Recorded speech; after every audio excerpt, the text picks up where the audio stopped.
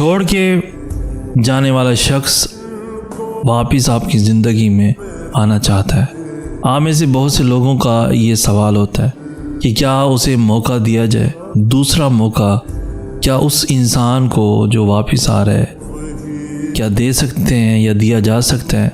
मेरी बात याद रखिएगा कि एहसास वो होता है जो आपके साथ रहते हुए किसी को एहसास हो। जब कोई आपको छोड़ के चला जाए, ताल्लुक़ ख़त्म हो जाए, रिश्ता टूट जाए, आप ताल्लुक़ को दफना दें और फिर उसके बाद जब आप खामोश हो जाएं, आपको सब्र आ जाए, फिर कोई आपकी ज़िंदगी में दोबारा वापस आना चाहता है, नॉक करता है, डोर के ऊपर दस्तक देता है, दरवाज़े के ऊपर कहता है कि मुझे एक मौका दे दो, मैं वापस आना चाहता हूँ, सब ठीक कर दूँगा। वो एहसास नहीं है, वो पछतावा है।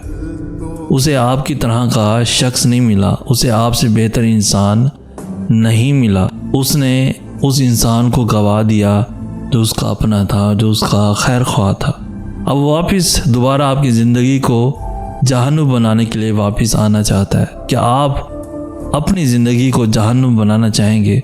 उसे मौका देके अब आप खुद फैसला करें और कमेंट सेक्शन में मुझे ज़रूर बताइएगा कि क्या ऐसे शख्स को आप दोबारा मौका देंगे, यस और नो।